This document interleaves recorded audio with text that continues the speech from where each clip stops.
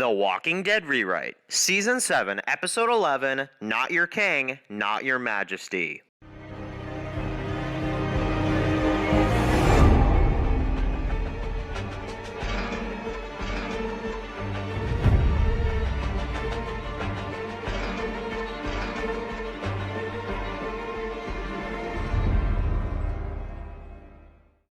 Now, this episode would start in a very brutal fashion. However, it would pick up exactly after the end of episode 10. You would have Ezekiel, and he reaches out. He tries to kind of climb out of the piles of bodies of his own people on top of him. And right away, he would see Daniel, the one kingdom character that is probably one of the only ones that's actually recognizable. However, he turns, and of course, Ezekiel tries to take care of him, but he doesn't really have any weapons on him or anything like that. Now, he tries to kind of crawl away, of course, and he has been kind of shot, so it's hard for him to actually be walking or anything like that. And he tries some of the guns, however, his people start turning, and as he tries to shoot them, none of the weapons are actually working. So as he kind of crawls away, we cut to the intro.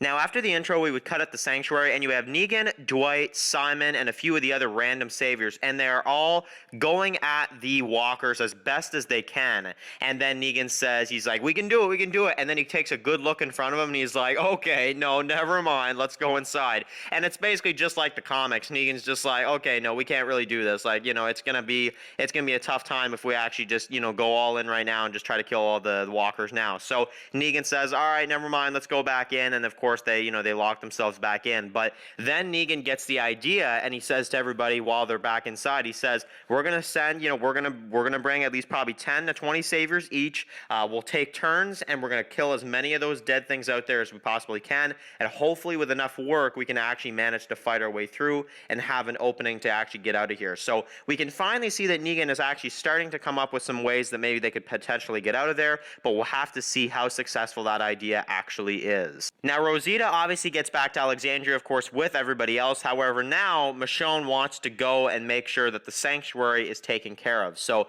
she says, I'll be back soon, and then Rosita insists to go with Michonne to make sure she's okay. So yes, now Michonne is leaving because she needs to see it for herself. She was not there, and she needs to make sure that everything went well. Now, then we would cut over to Tara, and I would have, just like the Walking Dead comics and also in the TV show, Rapey Davey. Now, the same thing would happen, basically the same exact thing, and Negan would come in and be like, what are you doing in here? And he'd kind of start talking to me like, do you really think I need you to answer that? And he would kill him because of the fact that he does not accept his apology. And he would tell Tara, basically, he'd be like, I just want you to understand something. We are not monsters. And it'd just be like one of those scenes where I'd be like, holy crap, man, like, he really has to keep some of his saviors under control. Now, during all this craziness, we have Carol that's going through the halls, of course, and we have the one guy that's kind of yelling at the guys like, hurry up, if you're not done by the time I come around here, then whatever. It's like, okay, dude, like, chill out. But however, this is a scene, this is the crap I'm talking about when it comes to The Walking Dead Season 8.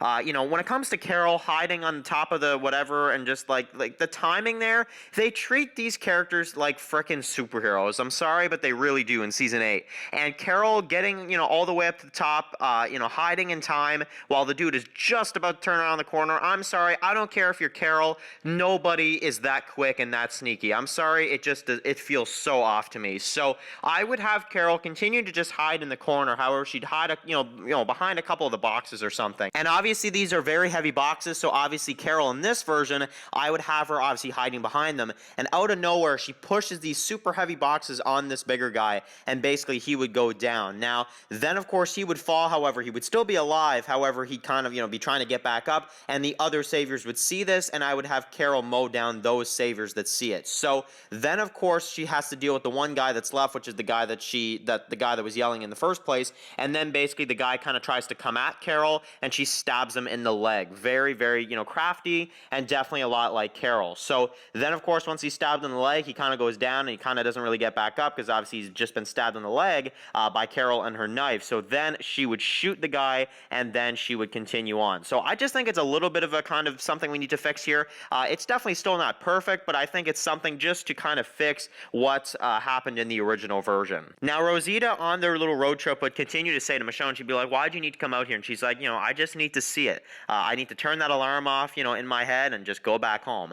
Now, then they would hear some music. Now, this would be very, very kind of out of nowhere and very kind of like, oh, wait, what? Like, what's going on? However, it definitely kind of is, it's definitely kind of a surprise to us fans and a surprise to the characters hearing something like this. And obviously, they've got to assume that, somebody's calling this. They're trying to call, obviously some walkers or probably something. And obviously, that's what this is. Now, the same thing would happen. They would come across this school and they would basically enter. Now, you would have, obviously, all these shelves and all this stuff. However, in this version, I always found it so small time just to have like 2 saviors there. So I'm actually going to end up having in this version, I would keep the 2. I would have the one female, the 1 guy. However, I think I'm going to add at least 3 more saviors.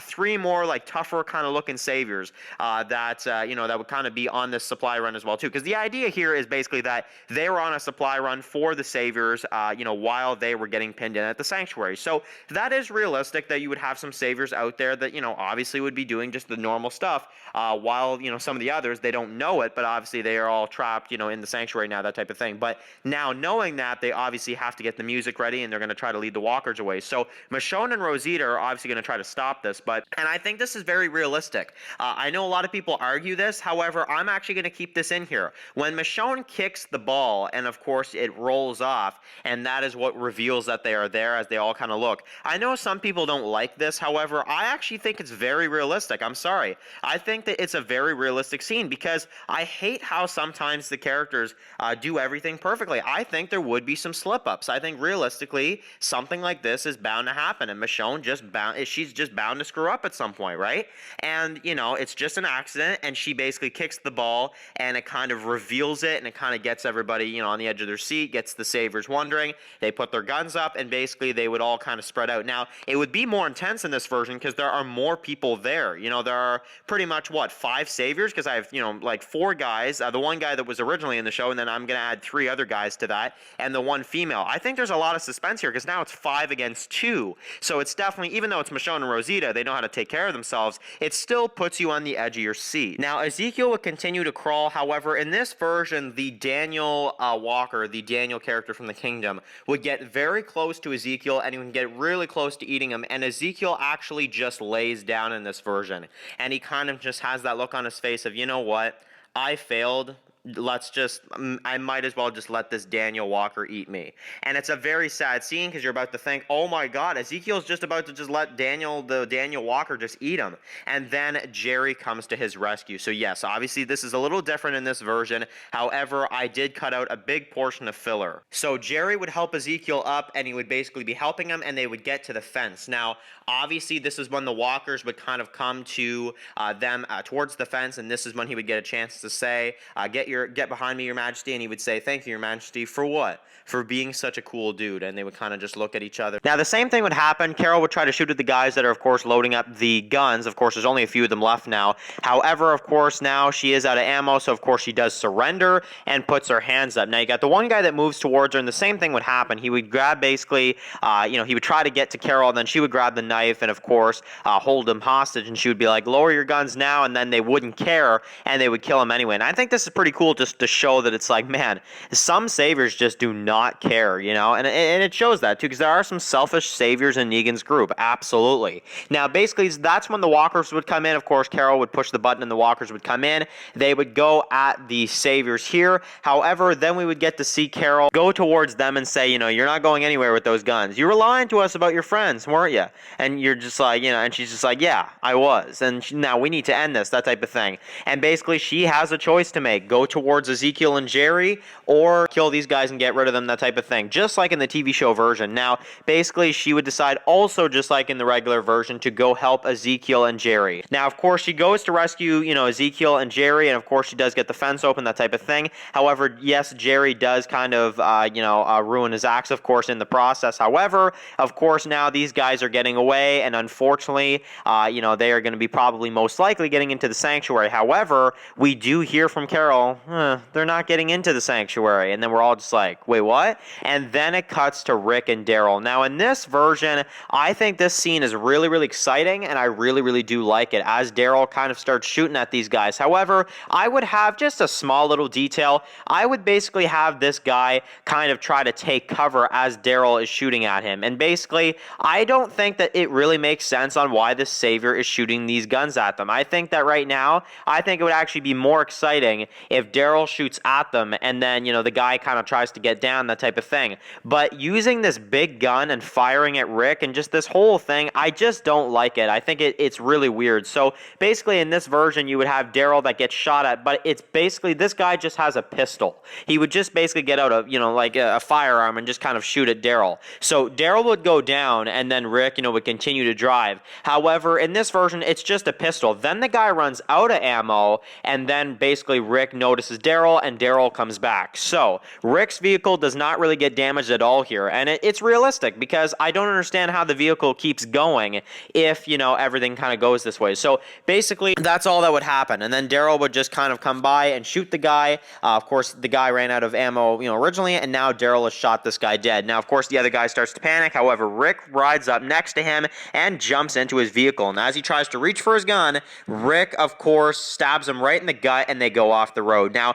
a little bit of tension here as Rick, and of course the vehicle go down, of course, but Rick does survive, and they say, let's go see if this hassle is alive. Now, Rick and Daryl obviously be questioning the guy, and he'd be like, everyone's dead, and Daryl be like, yeah, I don't think so. And then basically he'd be like, the king, the Axeman, and the psycho lady, the short-haired psycho lady, they're the only ones that made it out. Everybody else is dead, and now me too. And basically he would die, and you would have Rick and Daryl that move on. Now, in this version, I would have them actually find the explosives, and I would actually have them, take it with them. I think that is really, really great for our characters to actually have these, explosives and to have, everything on this truck. And I think it's just, it really saves enough time, and it also helps out our characters, not for somebody, we all know who I'm talking about, to act like a total idiot. And basically, you would have, Daryl and Rick both take what they need, and they would basically go. Now, then, of course, Rick has to get a new vehicle, and they're both kind of talking about that. So, obviously, that's going to be a bit of a challenge. However, we'll have to see how they're going to make their way back. Now, the saviors would be whistling, and you would have basically Rosita and Michonne that are kind of, both kind of separate. And then we have one that comes upon Michonne, and Michonne slices him in the leg. Now, the guy goes down, and she stabs him right in the chest. So now Michonne has gotten one of the saviors. However, then another one jumps Michonne and tries to take her sword. And of course, she kind of fights back and forth with this guy, and she ends up, with enough effort, stabbing him through the chest. Now, Rosita throws her gun, of course, to kind of try to trick some of the other saviors that are coming after her. And then we have two guys that jump her at the same time. Now, unfortunately, right here, this is definitely going to be a bit of a, uneven fight for Rosita. And then basically Rosita, when the time is right, she headbutts one of them and kicks another one down. And basically the two saviors go down. However, then Rosita basically runs. And as she runs through, the music is obviously building up, and she takes the rocket launcher and points it at the two guys, and one of the guys says, you're not going to use that thing, and she blows up the two saviors that were coming after her. Now, obviously, the female savior, just like in the TV show version, would jump into this car, and she would drive out with the music blasting. Now, I would have in this version, Daryl and Rick would come and save the day in this big truck that they obviously found, and I would have it be Rick and Daryl in this version. Now, Daryl, of course, shoots at the girl in the in the vehicle. Now, I would also include the little line of kind of like, oh, that was too close. Yeah, it was. Now, Ezekiel, Jerry, and Carol are trying to kind of get away. However, there's still a massive group of the zombie version of the kingdom. Basically, we would have Shiva that comes in and starts to kind of help them out. However, we all think, oh, this is gonna be great. Shiva's gonna save, Ezekiel and Jerry and Carol and that type of thing, and they're gonna be able to get out of here. However, unfortunately, guys, I hate to do this to you guys. However, in this version, we do get to see, which is very, very sad in this version is that Ezekiel's own zombified kingdom overpowers Shiva as she tries to save her king. And this is something I've decided to do in this version because I don't like the whole kind of, infected walkers idea. I just think there's something incredibly sad about, Ezekiel's own kingdom, zombified, eating the tiger right in front of him. There's something so sad about that, and that really destroys Ezekiel. So guys, yes, the tiger unfortunately dies. The tiger cannot get away, and unfortunately, just from a realistic perspective as well, in our world, I can't, if I was doing this series, I can't budget-wise keep the tiger around, because if I did, the war would be a lot more kind of tamer, and I know you guys don't want that, but I have to think of things from a realistic perspective, budget-wise. I just can't keep the tiger around. However, I am going to do it in this fashion to where the kingdoms, the zombified version of the kingdom, overpower the tiger and take her down. So, unfortunately, Ezekiel, Jerry, and Carol at the end of the episode arrive at the kingdom, and everybody is wondering, obviously what happened, and, Henry just looks at Ezekiel, and Ezekiel has nothing to say, and he walks away with basically nothing to say to his people. Rick, Daryl both meet up with Michonne and Rosita, and Rick asks Michonne if she's okay, and she says, I wanted to, go look for you, that type of thing, and Rick says, everything's okay. The battle is over. We need to get back home, like that type of thing. Like he kind of, reassures her, and basically the characters are kind of talking back and forth. Rick would also inform them about the kingdom specifically because obviously that group has been, completely killed, and now Rick and Daryl both know it. And we have Rick that says, listen, we better get prepared. We don't know how much longer Negan and the others are going to be inside the sanctuary. And then they get in the truck and they drive away. However, then we cut to, at the very end of this episode, a scene of the sanctuary, and the walkers are completely killed and pretty much cleared out completely. And you have, obviously, it looks like, from what we can see here, the saviors have escaped, and you know where they're going. They think all of you got away in the woods, but they're out there looking.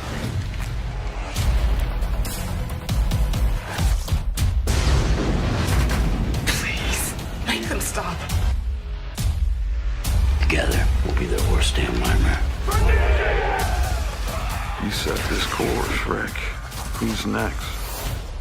You are.